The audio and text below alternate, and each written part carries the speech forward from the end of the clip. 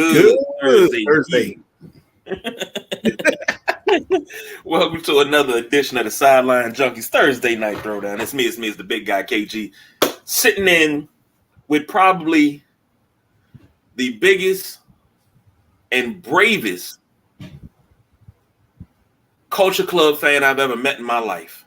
Because not too many people that admit they love Culture Club, but I think it's just me and him at the top of that mountain, and possibly my wife. The come chameleon. You come and go. Okay. It's us three. Yeah. But the Midnight Rider. What's going on, man? Ain't nothing, man. Look, I'm telling you, I'm listening to all these groups I'm a fan of. I don't know how I have a top group because every time you introduce me, I'm the biggest fan of whoever you introduced me as. Well, I mean, I'm the biggest Uncle Sam fan that you know. I'm the biggest what's his name? That sung Uchi Coochie La La La. MC Brains fan that you know. Yeah. Yeah. But see, I try to pull some stuff that most people would say is obscure. But you know, we when you a music head, ain't nothing obscure because it's in your rotation anyhow. So yeah, like I had a crazy stretch where Anthony David was a heavy in my rotation. He had just dropped 3 Chords of the Truth. I knew that album and that CD inside out, backwards, all around. I spent several months as the lead CD in the car. Because I don't know if you did this, but you know, certain times you got the main CD that holds the crown, and every now and then you'll dip off into something else. But for the most part, you just rocking that one CD. So that's true. For me, you know, Canada's finest, Glenn, what's his name? Glenn Lewis. Yeah. That's another favorite. Like I have some obscure favorites. For me, when I had my old car, when I started the car every day, the first thing you heard after the seatbelt thing ding, you heard hello. You heard the Ozzy Brothers. My youngest son was 2 years old, and he could sing "Hello, It's Me" from front to back. I got a video actually on my Facebook page of him singing it while we were going to get haircuts. So I had that also with Josh, but it was what was the joint? It was a joint with J. Cole and Miguel. Got Me Up All Night. Power Trip. So he's in the car with his mom, and that comes on. And when the Miguel part comes on in the car, I stop and let him carry it on. So he in the car full throttle with moms. Speaking of him, shout out because he turns 18 tomorrow. But yeah. But yeah, so he hit that joint full throttle, and mom's like, because she knew she wasn't listening to that. So she was like, where you get this from? Like literally, she drops him off at school, and before she gets out of the line, she's like on the phone with me. I'm like, yeah, we listen to that. We listen to a lot of stuff. But yeah. We can go on and on about music, but we got some things to get into. First and foremost, a little bit of sad news. Cowboys legend Gil Brandt passed away earlier today. For those of you that are uninitiated, you ain't aquatic enough, you ain't old enough to know who Gil Brandt was. Gil Brandt was a scout for the Dallas Cowboys for 28 years. He was a part of that brain trust of Tom Landry as head coach, Tex Schramm as GM. He was Tex Schramm's top scout. And it's crazy because, you know, that whole entire brain trust, the way they were let go out of Dallas. Now, this is me as a football fan. It's not me as a Redskins, Commanders football team fan. This is me as a football fan. The way they were let go in Dallas by Jerry Jones was so unceremonious, and you could kind of say it was you rectified it when you put him in the Ring of Fame, but I feel that you didn't rectify it. But Gil Brandt was known for finding gems in college. He found Bob Hayes, Drew Pearson, Roger Staubach, Chad Hennings, like a lot of guys that built those 90s, those 90s. No, you gotta go back further than that. You gotta go back to the 70s. Oh no, he in the 60s and the 70s, but a lot of those guys that Jimmy Johnson coached, the Ken Nortons, the Michael Irvins, because Michael Irvin played a season under Landry. He scouted those guys. Yeah, so but he's been the architect for all of their Super Bowls, if you want to be technical. But he has 2. But he's been the architect for all of them. Yeah, and I think the biggest thing for him is when we talk about the HBCU experience and guys like recognizing the HBCUs, he's one of those scouts that really honed his skill in getting kids from the HBCUs, some of the black quarterbacks that they knew they were never given a chance to play quarterback, but they turn them into DBs, they turn them into wide receivers, they turn them into running backs. So he had a strong tradition of that.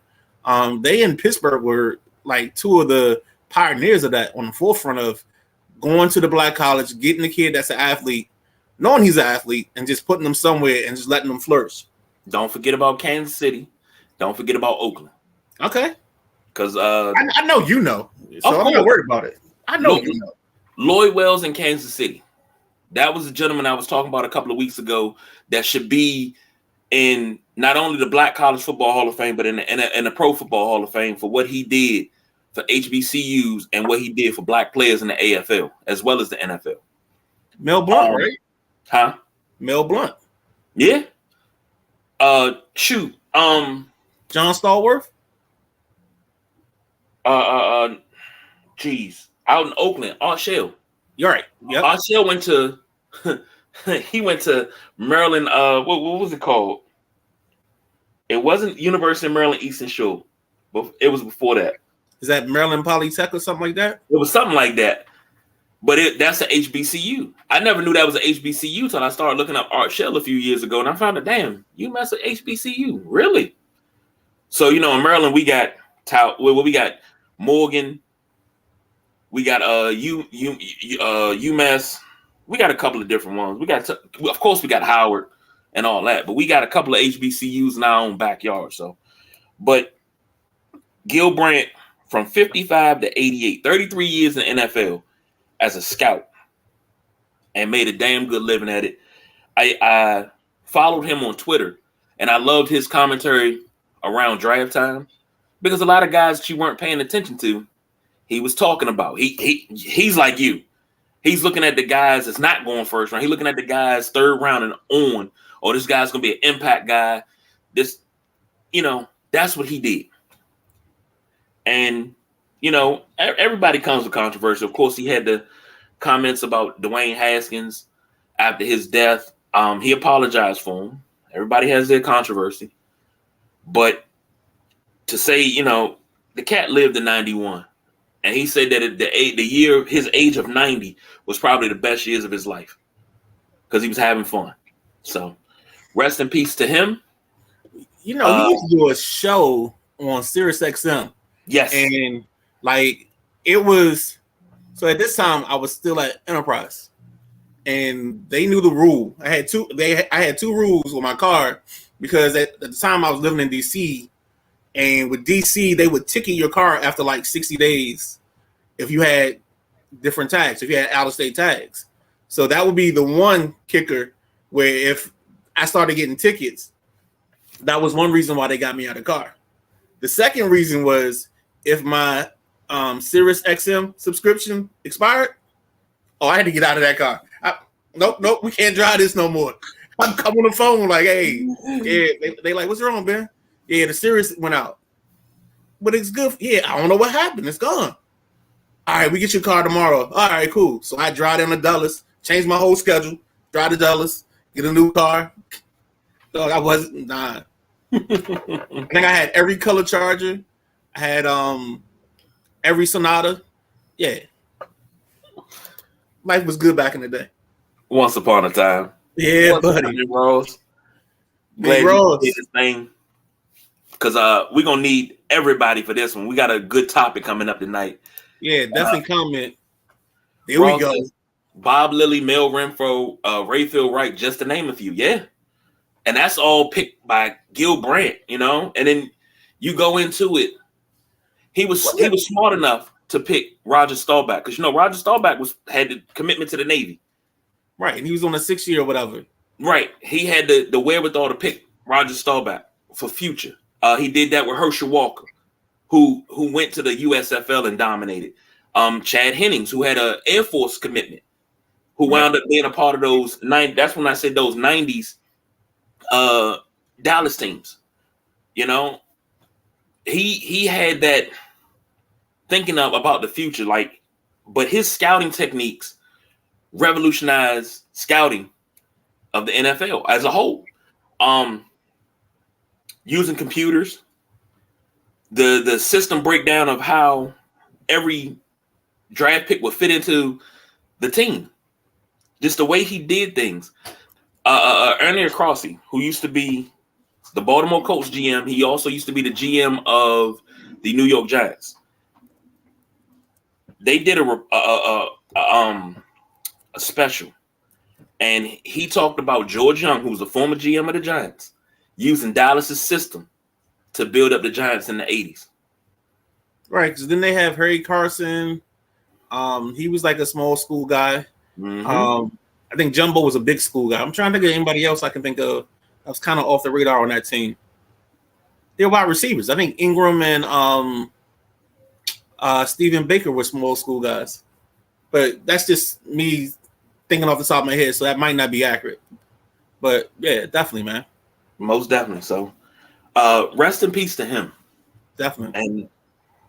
And condolences to his family, friends, and all the fans out there. Now, I got a quick question for you. Really, really quick. Top 5 QBs in college. Oh, I got it. All right. So I apologize to everybody. I have to hijack this for a minute because I want to have my top 5 out there before the season starts, even though it did start technically last week in week 0. But I'm a man of, I have to have my preseason top 5. Then as the season goes along, I will adjust the grades on my top 5. And I will already tell you that this is already going to be controversial because if you listen to this show, you already know who my number 1 QB is. And he's not everybody else's number 1. My number 1 is a man that plays at the University of Texas. And he would have beat Alabama if they didn't cheap shot him. And that's Mr. Quinn Ewers of the University of Texas. At number 2, we have the guy that everybody talks about as the number 1 quarterback in the draft, and that's Caleb Williams. Number 3, we have the man that everybody talks about as potentially the number 2 pick in the draft, and that's Drake May. Number 4 gets interesting. Right now, because he's a lefty, I'm going to give him a little bit more love than he should normally get.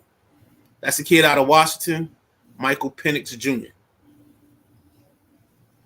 Number 5, because I like to throw a monkey wrench in the program every now and then. And this is just a guy that I think is going to live under the radar. He's probably not going to get into anybody else's top 5. But I'm going to have him as my 5th just to get the season started because I want y'all to pay attention to this kid. His name is Hudson Card. He's a transfer into Purdue. He played in the Alabama-Texas game last year, and he actually kept them in the ball game. So Hudson Card is my 5 for right now. Now, this list is very fluid, so you will hear me every now and then come in every 3 or 4 weeks, and I'll be like, this is my updated 5. But this is my preseason 5, just to let it know. And I know some people already had some things, and somebody going to say something, and it's cool. But I always like to get it started, and I like to have the 5th guy be somebody that you got to put on your radar. So write it down, take a picture. I don't know. I'll post it on the site. Probably Saturday morning because that's when I start doing my college posts. And I'll make sure I post most of my stuff in the Junkies. Okay. Now, we're going to take 5 minutes. We were talking about something off air. Oh, boy. Take 5 minutes. We were talking about cold cuts. And if anybody knows where to get a really, really good cold cut in the area, now if it's area wide, I said Forest Glen Deli up by Holy Cross Hospital. That was my one. But if you want it, you don't mind driving. Lie to you not. If you think I'm lying, I'm flying. You can ask the boss BJ and his wife. You can ask my wife. You can ask my brother. You can ask Dario. You can ask everybody. The Atree's up in Laval, Maryland. It's up in Western Maryland, past a little bit outside of Cumberland. Let me get in the solo layout so because I can't even get my hands wide enough. I get a large sub.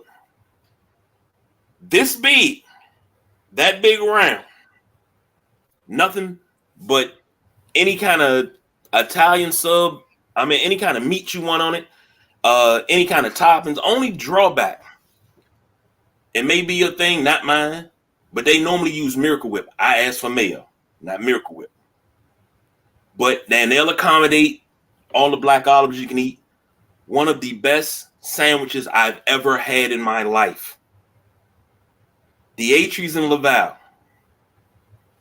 Oh, then if you're gonna start the conversation like that, I gotta start in the belly of the beast over here in Southeast. Magliardo's and the G-Man. If you get that, the I think it's called the double or the large, dog, you eating for 2 days. If you ain't have your appetite from your 20s still, yeah, that's a 2-day sandwich. If you got your old appetite and you still working with that, now you don't have the same metabolism, but you still got the same appetite. Yeah, that's my 1C right now in the city or on this side of town. 2. I'm gonna go Carl's on Rhode Island Avenue. I love Carl's. You all right, Mike? I'm. And then 3, I mean, I like whenever I go to Waldorf, I don't know what it is, but I gotta stop in Nick's and get me a button popper, man. That's like another sandwich that's just an automatic, easy. It's a thing. I hit Waldorf, I hit 5. My body already knows. Like my car will auto drive to Nick's because I'm going to get a button popper as long as they're open. A button popper. Yes, okay. Sir. All right. Oh, if Eric, if you're on here, what's that place in Riverdale? The barbecue spot you were talking about. Drop that in the comments because that I don't know if money goes right. I don't know. We got a couple parlays. If something hit, oh my gosh! We look at it. On the sizzler. Look at my man in the comments. Oh, he always got it. On time. Always on time. Ross says Nick's is the best. The button popper double meat with bacon. All right, now I'm gonna have to go try that. So here's my version of it. So I just get the regular button popper. I don't go ham like Ross does. I get, depending on the beer that day, but most of the time I'm getting the Peroni. And I gotta get a bag of the kettle chips, just the plain kettle chips. Mm-hmm. That's my meal. And if for some reason I can't drink beer during that time, then I gotta get me a good, solid root beer. Like I don't like eating my subs without a root beer. It's like a mandatory thing. If I'm eating a cold cut, it's either beer or root beer. See, I'm like that with a good steak and cheese. And my favorite place to get a steak and cheese is Jiffy's. Preferably on Marlboro Pike, but if they're closed, I go to Allentown Road. And it's not root beer for me. It's birch beer. Okay. And so speaking of Jiffy's and that location, because that's the joint I go to, the kid loves, what is it, the burger special? What is it, the pound or half pound burger that they serve? That's what he gets. I get the cheeseburger sub, of course, with the fries. There, they have the Snapple flavor drinks like peach mango and all that stuff. Mm-hmm. That's automatic. No matter what I order, I gotta get me a Snapple. See, they used to have Fanta birch beer. Now I got to settle for, I forget who makes it, but it's a Pennsylvania Dutch birch beer. It's pretty good, but it don't nothing touch a Fanta birch beer. Nothing. That is probably next to Giant Brand cream soda. I think that's probably the best soda I've ever had in my life. So see, I got hooked on this early because my pops, when I used to ride with him, and he would officiate games, whether it was high school football or like two-hand touch leagues on a Sunday morning. There used to be a cheesesteak spot right there in Aspen Hill. I don't remember the name of it, but it's right beside the Exxon, and right before you get on the 495 going towards Rockville or the other side where you go towards back towards DC. And we'd sitting there, and the place was no bigger than a phone booth, but you was able to order your food, and if you wanted to, you could sit at one of the tables. And that was another spot, man. I think it might have been Mike's cheesesteak, but I can't remember off the top of my head because it's been so long. But he was that guy. He used to go there, and then what's the joint on Branch Avenue? Was it Capital Carryout? Yeah, I think it's Capital Carryout on. Yes, sir. That's where everybody used to go back in the day, man. Right there on Branch Avenue. And Capital had these fries, man. You get the fries with the salt, throw a little vinegar on them. Yes, sir. Yes, sir. You got to go to his comment. I'm pointing like you can see my screen. Ross says years ago there was a sub sandwich shop on the right side before you hit Crystal Skates on that hill. It was called Capital Carryout. Yep. Yes, sir. Okay. Yes, sir. That was my spot, bro. Ross said he said he's 20 minutes away from Nick's. So, dude, hey, I'm telling you right now, if I had to go to Nick's, if I had to go to Waldorf at any point, they already knew. You going to Nick's for lunch? Hell yeah, I'm going to Nick's for lunch. I go to Nick's, get my lunch. I grab if I'm going home, I'm grabbing my brews for the night. If I'm not grabbing brews, they used to have a special on Crown Royal for like $22. On a bottle of Crown in the back seat. We good for the night. Bro, say you beat me to the punch. Yes, oh man, sir. We can do this all night, but we got some business to take care of. I don't want to stop because y'all hipping me to some stuff that I ain't know about. I didn't know about Nick, so I'm gonna have to head down there. Yes, sir. But if you know one in like the New Carrollton, Lanham area, please let me know because I need a sandwich place that's not called Jersey Mike's. I need something good, like somewhere. The chick that's making the sandwich got a little elbow fat and it's flopping as she's making your sandwich. Mm-hmm. I need some of that in my life. Ross said Nick's used to do a whiskey tasting on Saturdays. Yes, sir. I would tell you go to Jerry's, but every Jerry's ain't the same. You got to pick a Jerry's. Man, I had a hookup so good at the old Nick's in Clinton. I knew one of the guys that was in the butcher part, and bruh, man, I walk in there. Cashiers will have all kinds of attitude with me because the thing would be like $6.99, and then it's like 8 steaks in the joint. And they get mad, rolling their eyes. Yeah, man, it was good times, man. Good times. All right. Here's the meat of the sandwich. This is the meat of the sandwich. We gave you the meat of the sandwich. This or that. You can either have the Redskins name back, or you can have the RFK Stadium site, but you can't have both. So I'm glad you start. See, you know what? I don't know how this synergy came about, but it's there, brother, because you framed it like I wanted you to frame it. So wait. Ross speaking. You don't want no skinny person making your sandwich that knows what not. Yes. Right. So I was at the Royal Farms on 450. And I caught myself just getting a cold cut. And the kid was just like, and I said, put black pepper on it.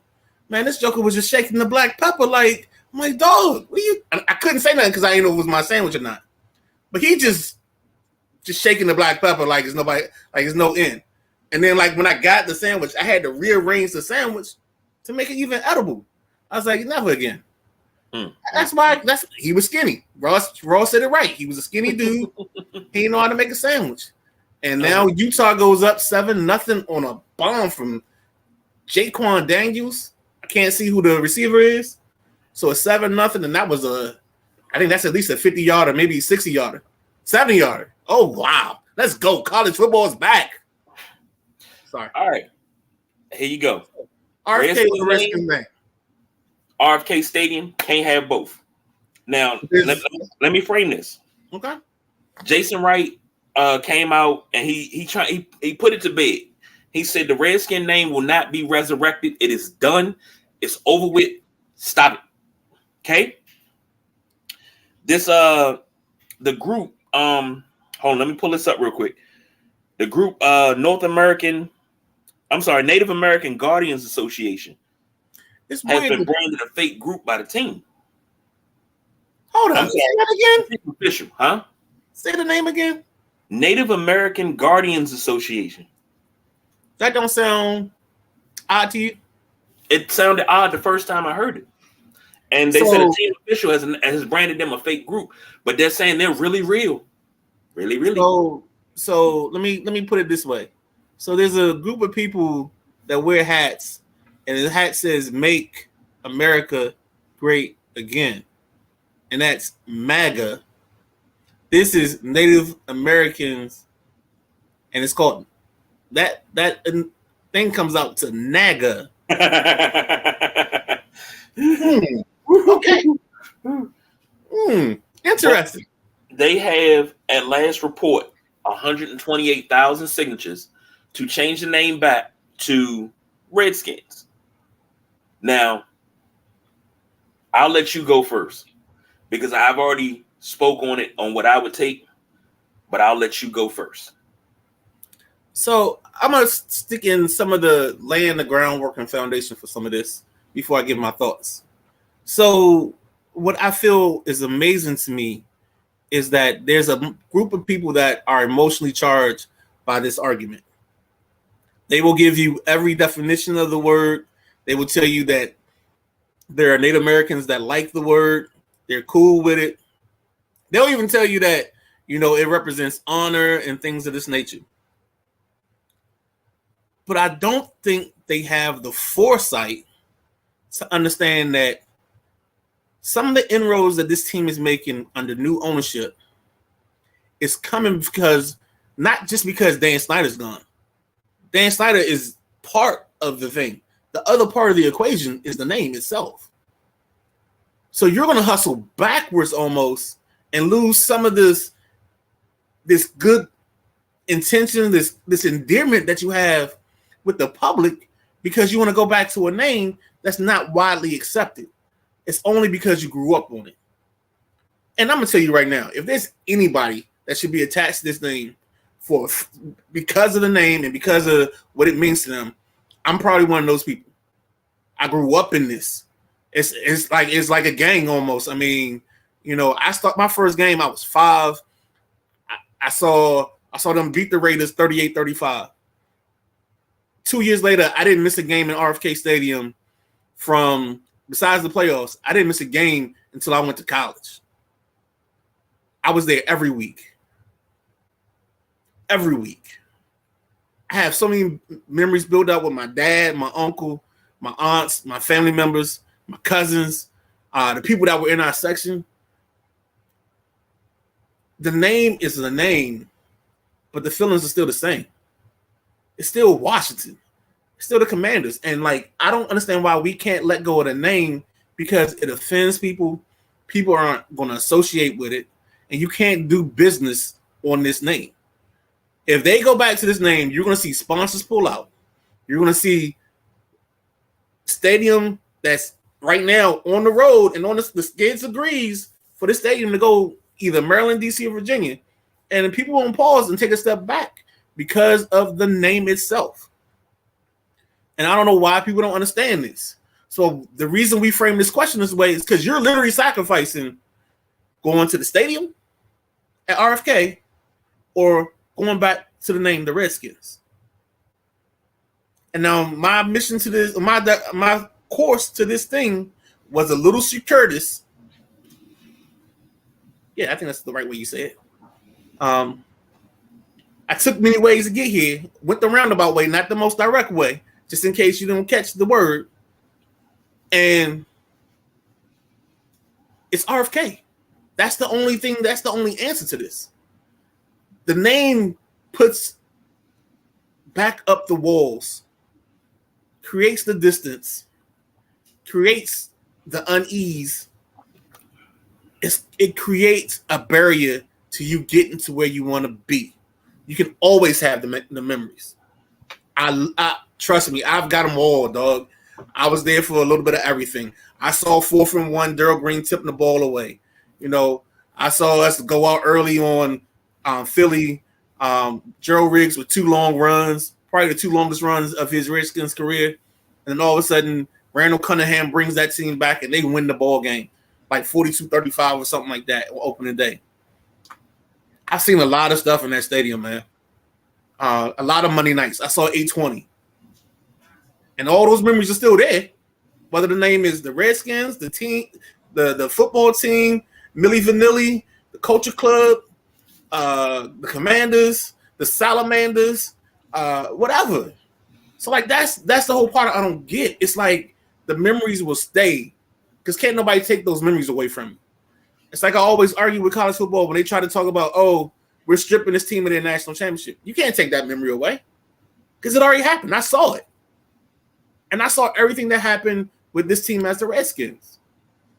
But if I want to get back to what is right, we got to get back in the RFK. And you got to put this name thing to bed. Like, I need people to stop bringing it up. I need the guy that calls the radio station that think he's going to get a chuckle and say, oh, we should change it to a Redskin potato. And that way that we can keep the name Redskins because it's a Redskin potato and not the Redskins. And he laughs wholeheartedly like everybody's laughing with him. Dog, you're not the first person to say it. And it's a dumbass joke. Stop saying it. All right, I'm done. Ross agrees. He says RFK site. The boss BJ says the memories. Here's my thing. This group, they claim that they're Native American. That's what they claim they are. I don't know anything about this group, so I'm not going to speculate. However, this is what they say. Now, the petition to change the Washington Commanders back to the Washington Redskins hit the web on June 21st, and as of June 29th, has garnered over 128,000 signatures. This is what they say. The name Redskins carry deep cultural, historical, and emotional significance, honoring the bravery, resilience, and warrior spirit associated with the Native American culture. It was never intended as a derogatory or offensive term, but as a symbol of respect and admiration. Changing the name abruptly disregards the positive legacy that the Redskins name has built over the years and disorients the passionate fans who have invested their emotions, time, and unwavering support in the team. I'm going to call bullshit. Okay? Okay. I'm going to call bullshit because how long, and it's been going on longer than I knew. I thought the protest for the name change started in the 90s. But actually had been going on since like the 70s. It had been going on for years. You had so many different groups. Native American groups saying, hey, please change his name. And over the years, I was like, well, it's supposed to honor. I felt the same way. And then when it came out that, okay, they did all these polls, and then, I'm a little older now, so I'm like, okay, these polls can be fabricated. And it's a lot of people that you can trot in front of the camera, and they'll say whatever you want them to say if the money's right. Now, if somebody says, hey, this offends me, you look up the word Redskin in the dictionary. It's a derogatory term. It's defined as a derogatory term. So I remember people running around with the Washington Caucasian shirt. And it was like, how would you feel if that was the name of the team? Teacher that I had in high school, he had said something about the Native American names in sports. And he said, look how offensive that is. He said, how would you like if somebody used a derogatory term to describe their team and it affected you? He said, what if the Indians changed their name to the Cleveland Niggas and their mascot was somebody with a blunt hanging out his mouth? He said, wouldn't you feel offended? I said, damn, I ain't never think about it like that. He said, of course, because you've known it a certain way for so long. You don't see it as wrong because it's what you know. We changed it. We moved on from it. We've been rebranded. Okay. Who the hell wants to keep going through a rebrand every 5 years? That's number one. Number two, I'm picking the RFK site. I've been asking for the RFK site for 4.5 years. I've done articles, I've done videos, I've done reels, I've done shorts, I've done shows on all of that. Why we need to move back to DC. To piggyback off of what you said, you go back to the Redskin name. What was the biggest reason Muriel Bowser said she wouldn't sit down with Daniel Snyder? Not until he changes the name. Not until he changes the name. Oh, I'll never change the name, but you change the name a year later. Why do we want to put ourselves back in and muddy the waters up again? Why? Why? It's because people can't let go of what they've known. And the problem is you're not understanding and you're trying to fight the word so much that you're not seeing the effect. You're basically what you're doing is you're trying to chop this tree right in front of you, but you don't understand that when that tree falls, how it affects the rest of the forest. We're not seeing the forest from the trees. Exactly. That's exactly what I was about to say. Hey, man, great minds think alike, man. Now, don't kill me. I don't want to butcher her name. Tara. She says, but they have received endorsement back since the ownership change. The name is more of a historical value. Since it's offensive, I agree with keeping the name changed. That's it. Here's the thing. We're in an age now where in society, if you say something offends you and enough people rally around you and say, well, that offends me too, you can get change going. Right. You can get change without having real change happen. Right. That's how I call it. You can get all of that because I've seen a lot of things and a lot of things have been said. What you call people, you can't call people this, you can't call people that. You can't misgender somebody and guess their gender and stuff like that. And now that there are rules in place for that. And that's another. Go ahead. I'm sorry. A superintendent lost his job because he spoke and said, hello, ladies and gentlemen. Lost his job off of it. Lost his whole, just brand new, lost his job. There are rules in place, okay? Now, we're not going to dive into that, but there are rules in place for this. So if somebody says, a group of people say, hey, this offends me. Even though Daniel Snyder has been paying Native Americans, he has them out, I think, every game that we go to. He has them out pregame, halftime show, everything. And he was doing.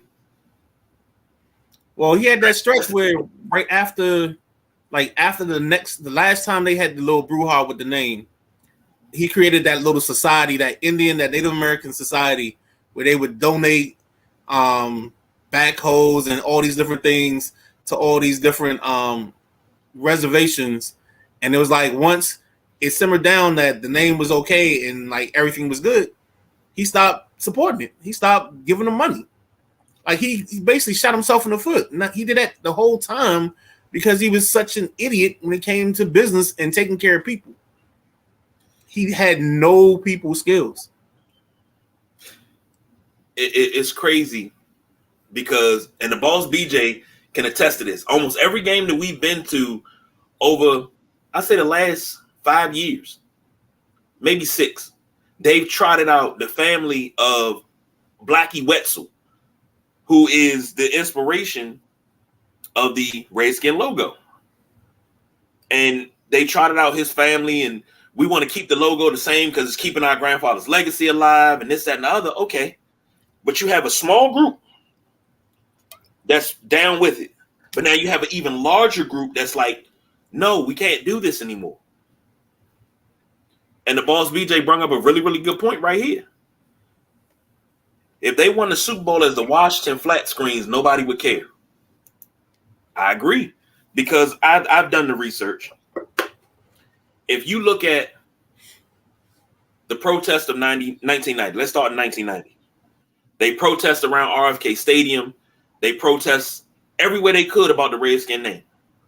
When they went on that run in 91 and they finished the season Super Bowl champions and voted the greatest Super Bowl champion ever, there were no protests. There was protests at that Super Bowl. I don't remember no protests. I looked that up. I was like, were there protests? And it's like, nah.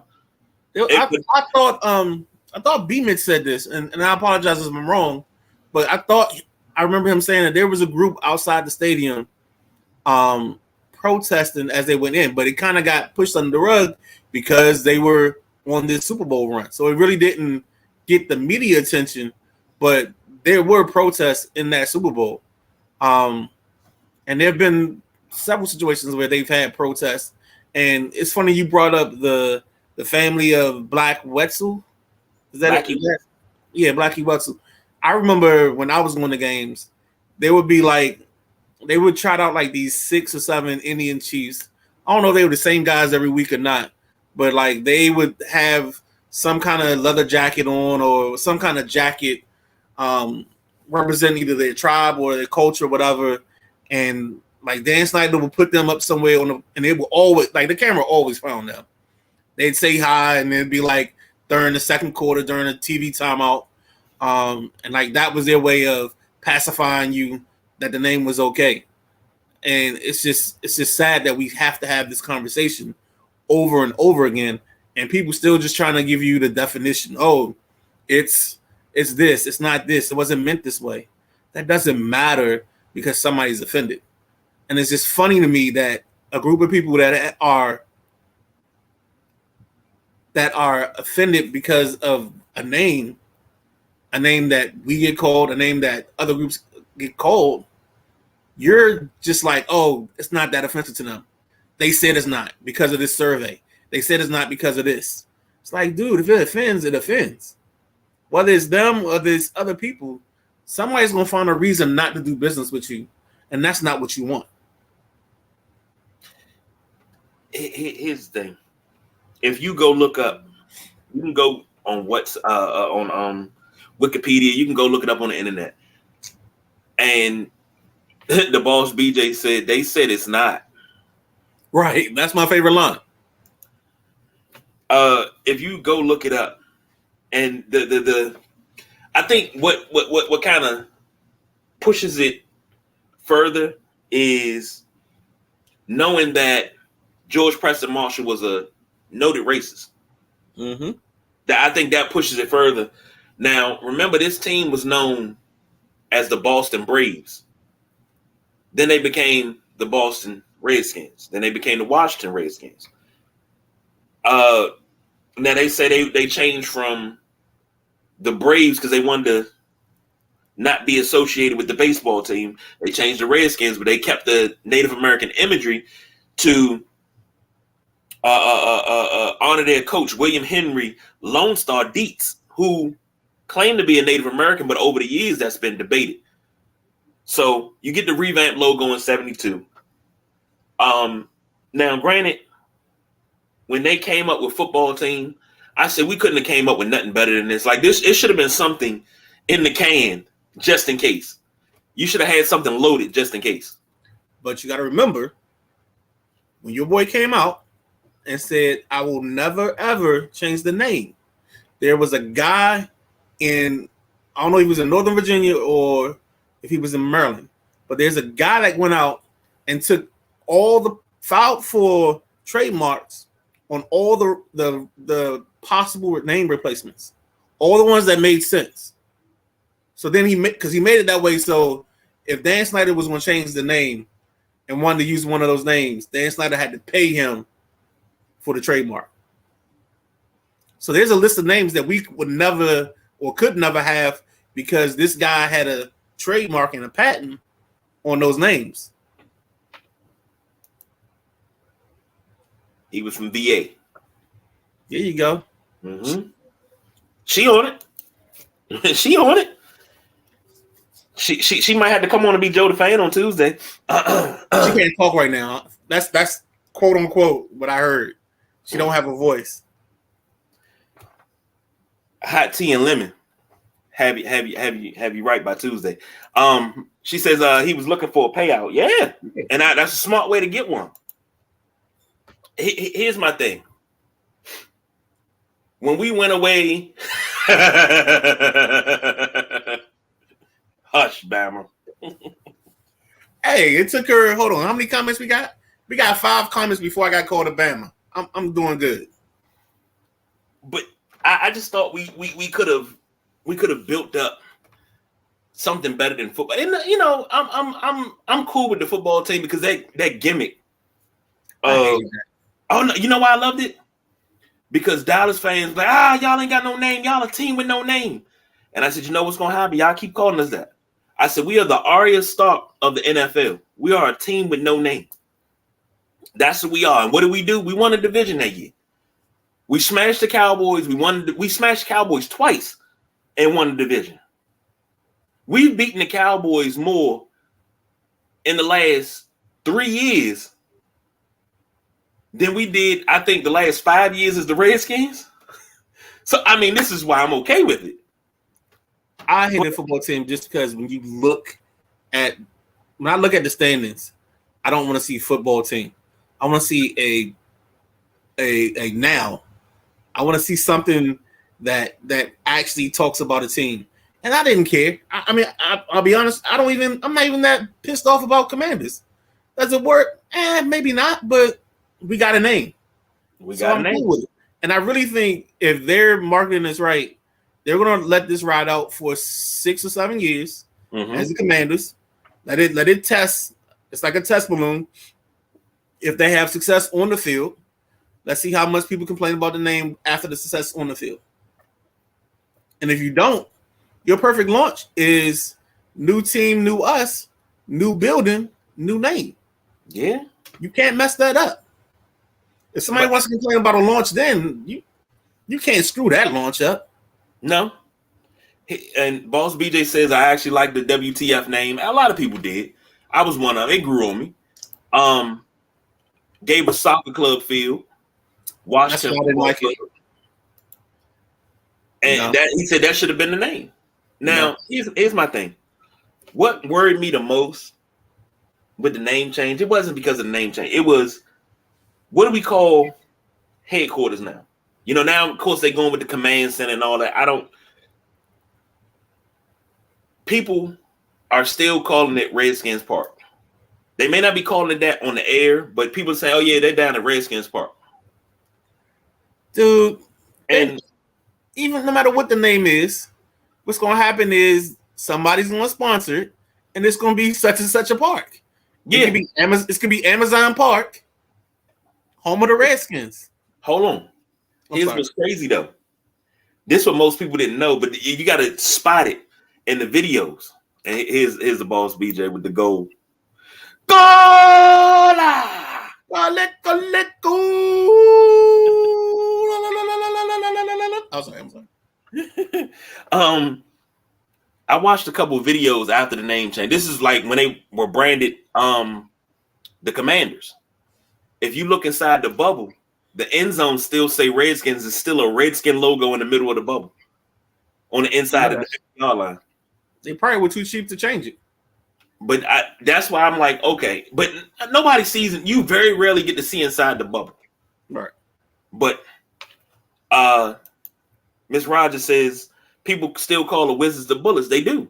And I remember when Abe Poland decided to change the name from the Bullets to the Wizards. Oh, it's too much crime in D.C. And, well, the crime didn't just start in 1997, baby. Right. We was murder cops a long time ago, before you even came to town. When you were the Baltimore Bullets, it was crime. But I never agreed with that name change. I was young, but I was like, you're changing it for this reason, but we still got crime. And I'm like, names of sports teams don't stop crime. Winning of sports teams can stop crime. Not the name, but the winning of it. Hey, but see, here's the situation where they did a survey. They tried to let the fans name the team.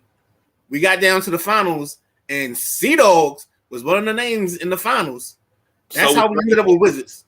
Yes, Dragons, Sea Dogs, and Wizards were the last three. And one of them got planted in there. And it wasn't. It wasn't Sea Dogs, and it wasn't Dragons. Exactly. They knew what it was going to be in the first place. Exactly. Now, I do love referring to the Wizards as the Wiz Kids when they got a young team and things like that. The Wiz, stuff like that. I mean, it's cute little names and everything. So it's going to take time for the Commanders to get that same thing. I mean, I say it all the time. I say, what made me love the Commanders name a little bit more? Well, hold on. Let me back up. I was cringing because I said, okay, what do we play after we win? After we win, after we score? There's going to be no more hail to the Redskins. I said, but you can play the instrumental of that. And if the crowd sings, you can't stop the crowd from singing. Mm-hmm. But they went and they changed it to Hail to the Commanders. And I heard that the first time. I was like, I yelled, turn that shit the fuck off. It's cringeworthy. That's what it is. So here's the funniest part to me. Is when we get to that second piece, nobody knew those words. They're like, oh, what's this run 'em pass 'em song? I'm like, that was in the original, you dummy. Yeah. But see, when you said it was dun, dun, dun, dun, dun, dun, dun, dun, dun, dun, that's all you did. You hummed that part. No one actually sung those words. But that's like people, they don't know about, what is it? I think, what was the line? They was like, is it fight for old DC? I'm like, how do you call yourself a Redskin fan and you don't know our fight song? Like, come on. The boss BJ say crime in DC, duh. Crime in DC, huh? It's magic. Kazam. Miss Rogers says silence. So they're talking about traditions. Let's think about this. This city has latched on to doing a shark chop for Roger Bernardino for the Nationals. We've jumped on to Take On Me because of Michael Morse. And that became during those runs in 16, 17, and 18. That was like our seventh inning song. In 19, our seventh inning song was Baby Shark. It was. And we're really complaining about the song choice? All it takes is some magic and some winning to go with it. That's it. What's crazy? I know you and I butt heads, we different. But I love what's going on and how the team started embracing what fans were saying. With DJ Woody comes out with left hand up. They embraced that. And I was like, if they play that in the stadium, I guarantee the stadium will start rocking. I can't remember which game it was. But they played that during the timeout. And everybody was up singing that. And I'm like, okay, we got something rolling here. Now, long as we don't falter, and every time we score, I mean, you got to play something like the Wizards. When the Wizards, I don't even know if they still do it now. I know when Big Tigger was the team DJ, when they would come out during lineups, they would play Mambo Sauce, Welcome to DC. What is the culture in DC? The culture is go-go. That is the official music of DC. No matter what the transplants think, that's the official music of DC. And I'm like, okay, you got Command Time now. You got a couple of other songs. But you can say, boom, this is the culture of DC. Like you called it last year when Brian Robinson came back. You said it, they got to play Many Men when he come out. And that's exactly what they played. It was great. You have to cater to the culture of your fans. And most of the fans of this team are from DC. Cater to the culture. Give them something to hold on to. Miss Rogers says, yep. I forget what we were talking about. Oh, my God. I'm so sorry. We were talking about the different things with the Nats. Okay. The shark chop, all that stuff. The boss BJ says you have to move everything that came with that name.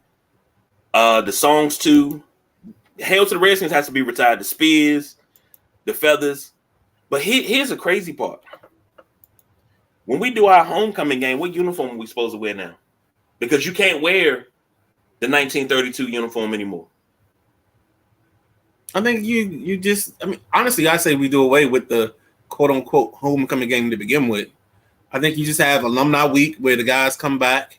I would even take it a step even further where instead of not just the guys coming back, but the guys coming back and going into the schools.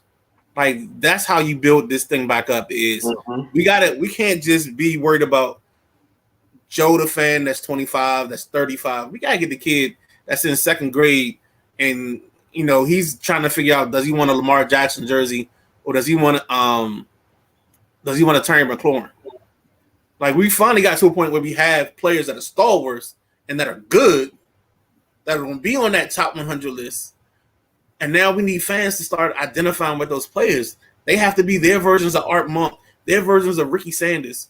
So that's the thing, and that's the whole point. I mean, even to the point, we got to do away with this unseasoned band, like that band that's playing right now with the raisins and the potato salad.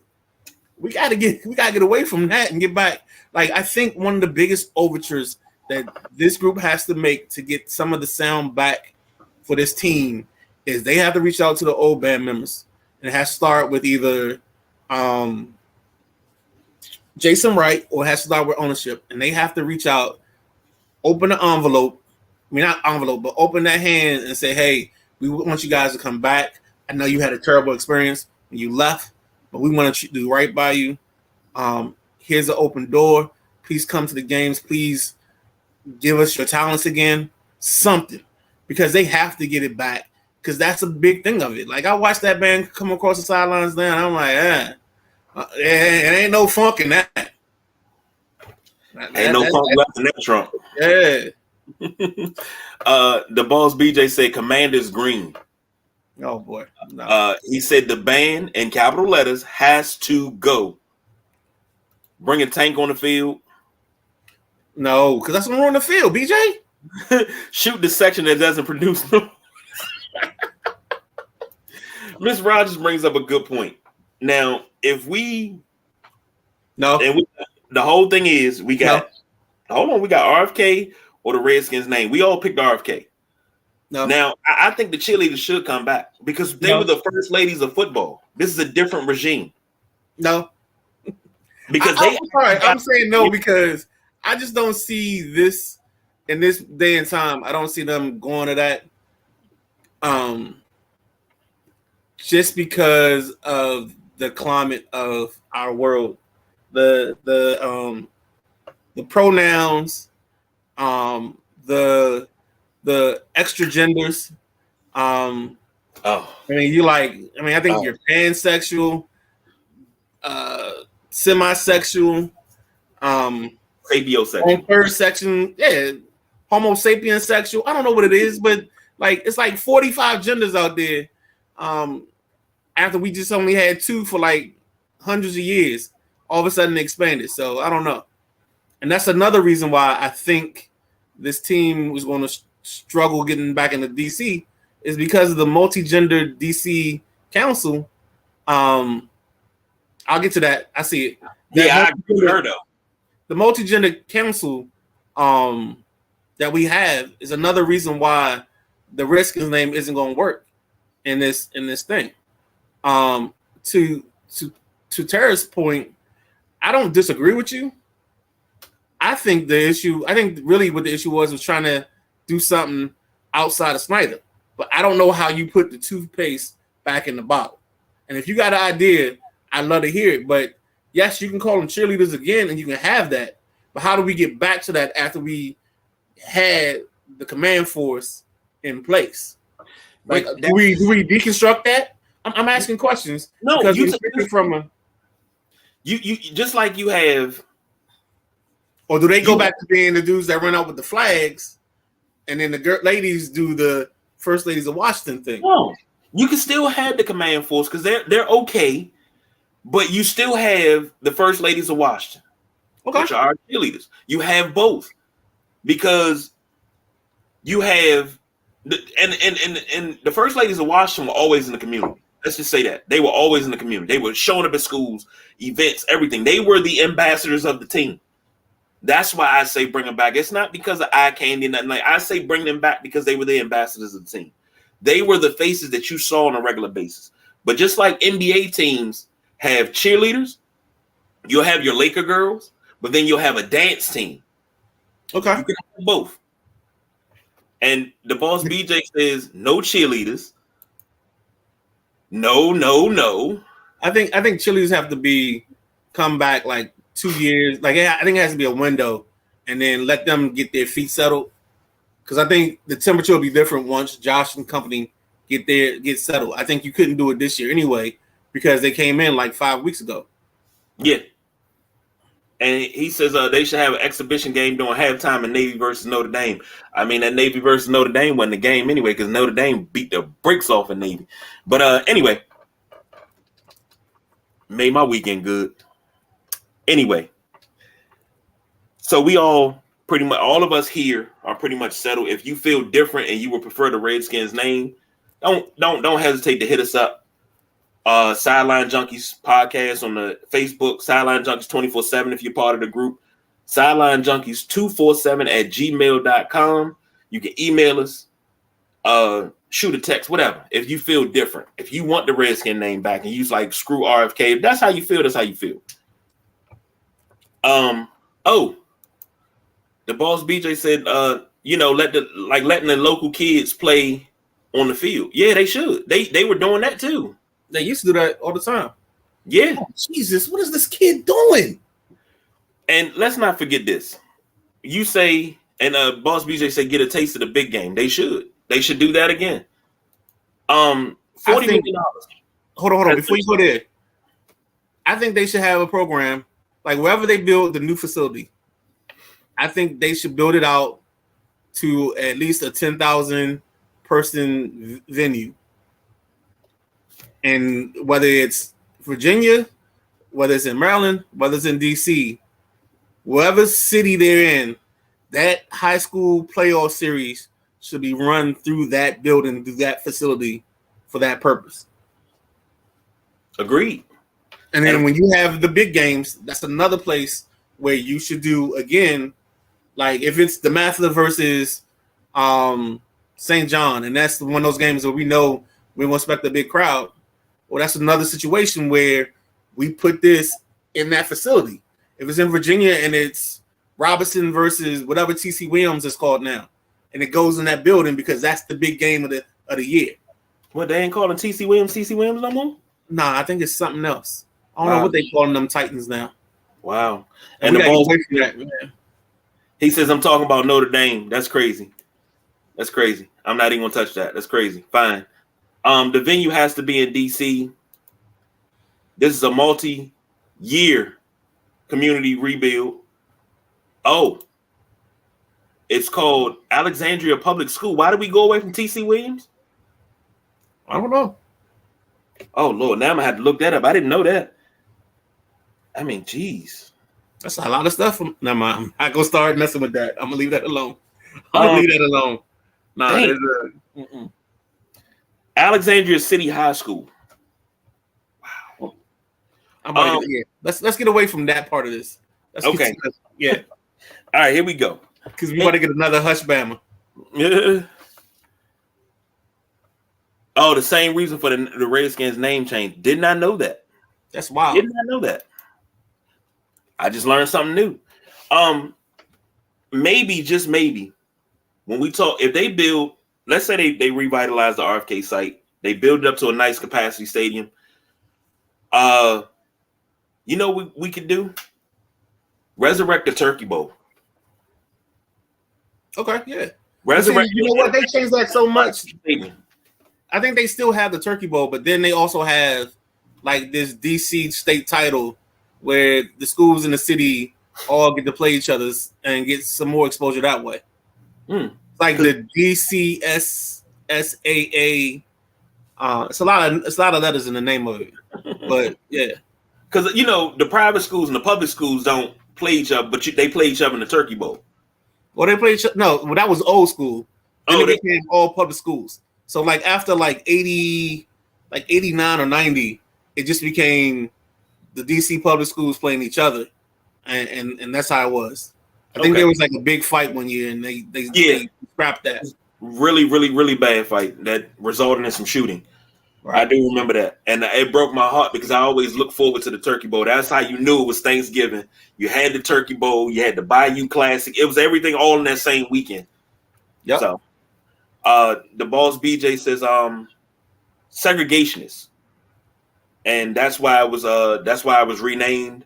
Miss Rogers says DCSAA City Championship Turkey Bowl is just the DCPS championship. Yep. Okay, all right. I'm gonna let you take over for this real quick. $40 million invested into upgrading the amenities, the food, the venue of FedEx Field. Go for it. Well, no, I think that's something that was long overdue.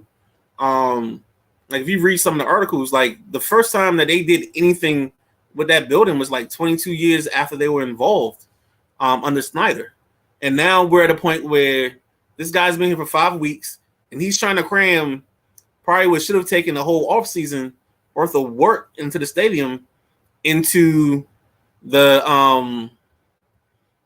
probably the next couple of weeks. So they're trying to have everything done and cleaned up by week 1.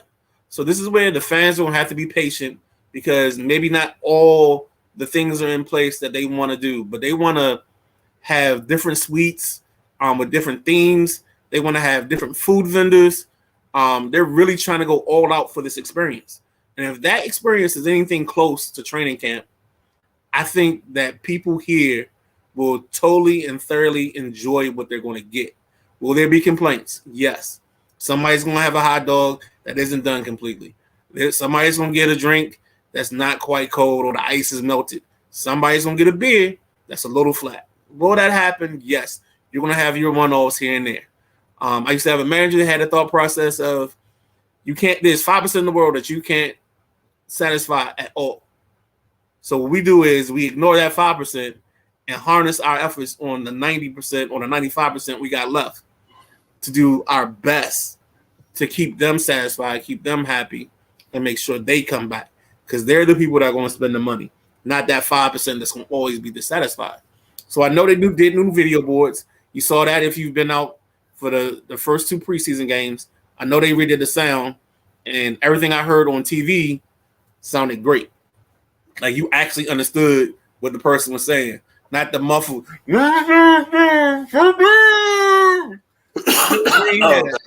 I'm sorry, but that you don't have that no more.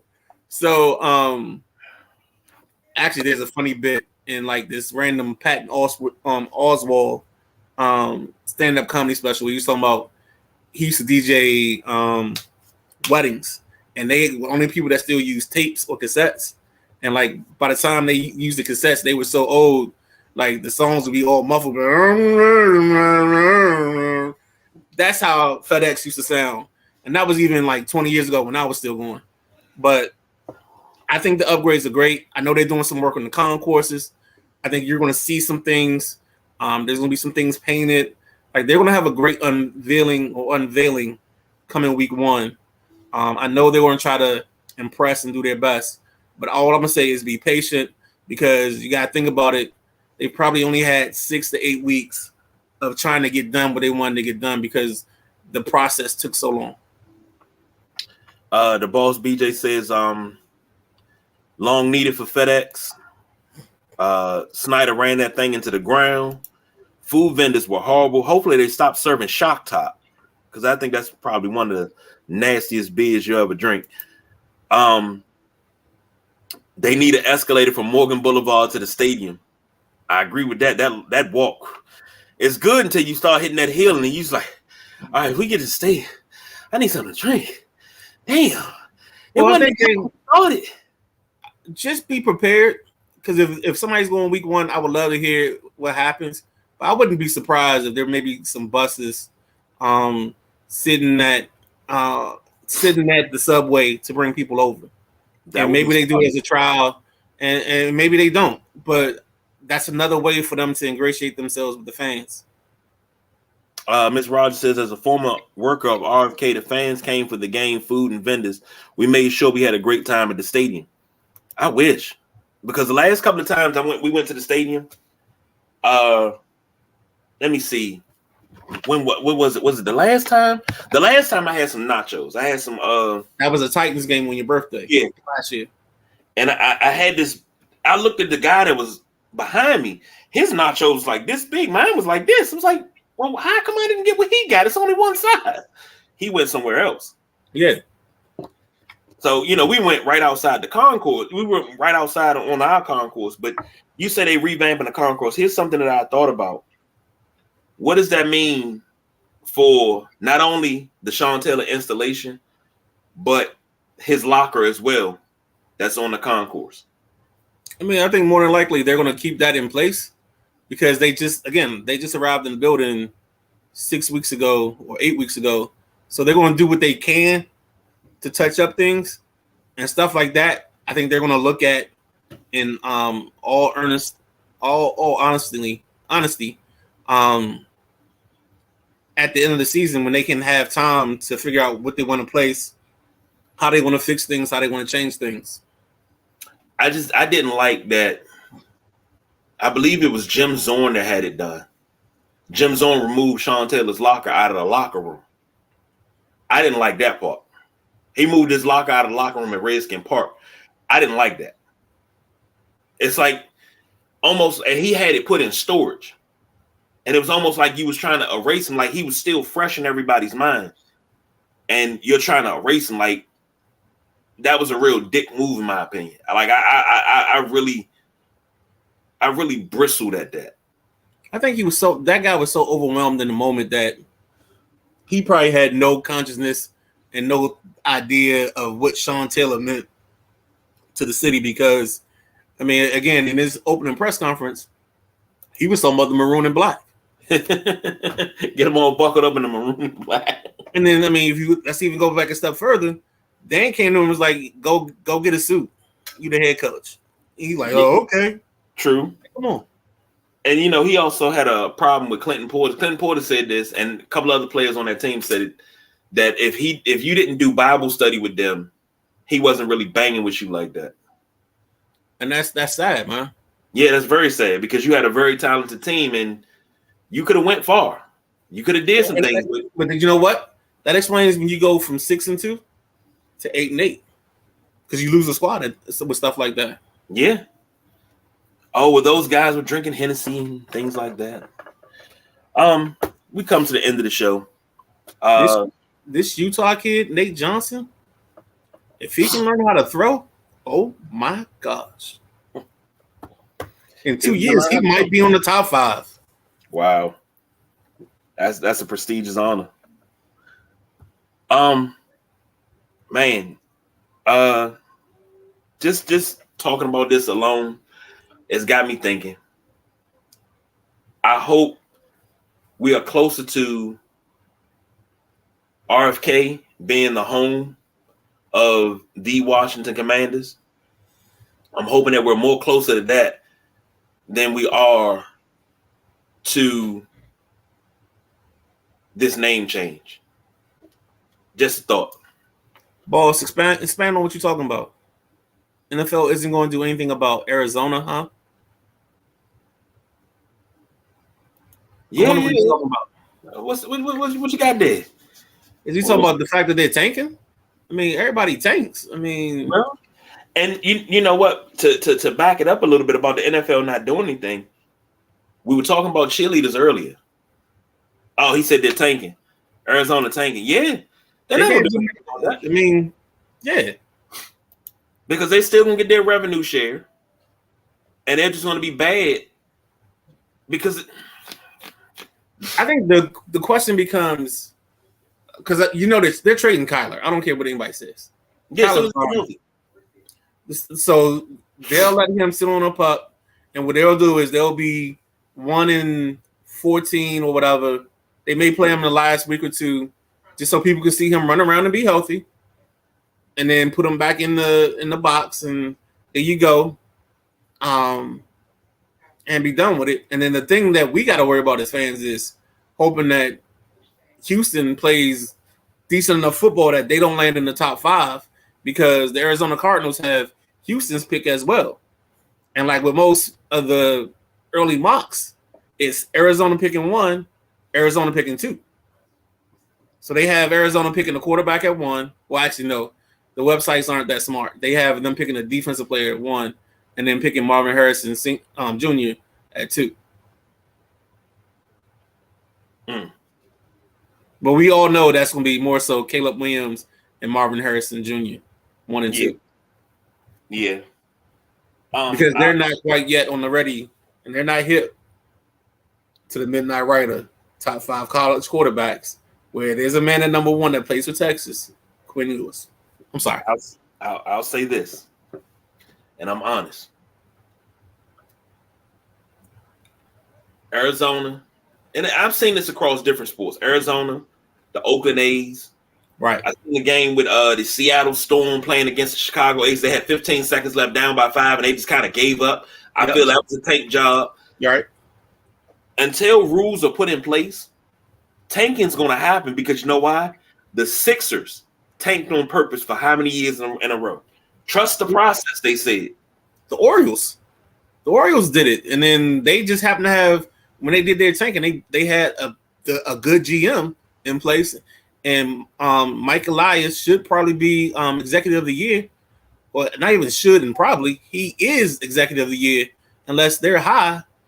And yeah, Baltimore's made a great change. And now even MLB is trying to stop tanking because now if you get a pick in the top 5, the next year the highest you can pick based on record starts at number 6. So like next year, if the Nats were to be like in the 5 worst teams in the league, their earliest pick would be number 6 because they picked number 2 this year. That was baseball's remedy to tanking. Well, as long as Washington don't tank, because I mean we bad enough sometimes, but I think something should be done because no way in Fort Hills you should be losing on purpose to get a lottery pick every year in the NBA. No way in Fort Hills, and then you're not. What does tanking get you? Honestly, how many teams have tanked for years and years and years and years and won a championship afterwards? 2019 Nats. I don't think they tanked. I think they were more. They didn't tank. They were more competitive. You have Bryce Harper and Steven Strasburg, which are the products of the top pick overall in the 2 drafts back to back. That started your rebuild or your build. Because you started out your first year like 81 and 81, surprised the world be with Alfonso Soriano being like 50-50 guy. And then the next year you came back to reality. And then that's when you started getting some pieces, being semi-competitive, not really competitive. And then you got the Strasburg, Harper back-to-back years. And then that's when it started going. That's when the elevator started going up. Until you had 2012 when that team was probably a year ahead of schedule. But they did more things in 2012 than they should have. And they were supposed to do. And then that started to run. 2012, 2013, I think you missed 14, something like that. But yeah. Here's the question for you. You had Rizzo. What was the manager's name? Rizzo. It's Mike Rizzo. That's the GM. Then I'm thinking of Riggleman. Talking about Jim Riggleman. Yeah. So Jim Riggleman was there. He took over as an interim. They wouldn't give him a long-term contract. Right. Jim Riggleman in the middle of the season was just like, yeah, if you're not going to extend me or give me a better deal, I got to go. And then they were like, all right. and then I think after Riggleman, it was Manny Acta that came in after that. And then they had a stretch with him. And then you had Matt Williams. Again, they didn't give him long deals, so he was there for 2 or 3 years. Mm-hmm. Then you had, I think, Dusty. Yeah. Maybe I'm mixing up the timeline a little bit, but yeah, it was Matt Williams, Dusty, and then you ended up with Dave Martinez. And I love Dusty, I ain't gonna lie. The inventor of the high five, I love Dusty. I like Dusty, but I can see the reason to move on. But what I'm saying is they didn't give these guys proper shots. And the learners don't spend a bunch of money. I don't think they tanked. I just think they were cheap. Yeah, they were. And I mean, Jason Worth was the reason, and that's why I think in the Ring of Fame, you have to put Jason Worth's name in the Ring of Fame. I'm not saying retire at 28. In the Oh, Ring he's of up Fame, there. He's up there. they have to have his name in the building. Mm-hmm. He's up there because the first thing when I went in that stadium and I was on the field and I was standing there looking up, I was like, "Huh, Jason Worth, I can see it." I'm just, you know what? In hindsight, because I was a big Carl Crawford guy, and I'm just happy that they didn't take Crawford, and they took Worth instead, and maybe that was the way the contract was set up, but they were like neck and neck.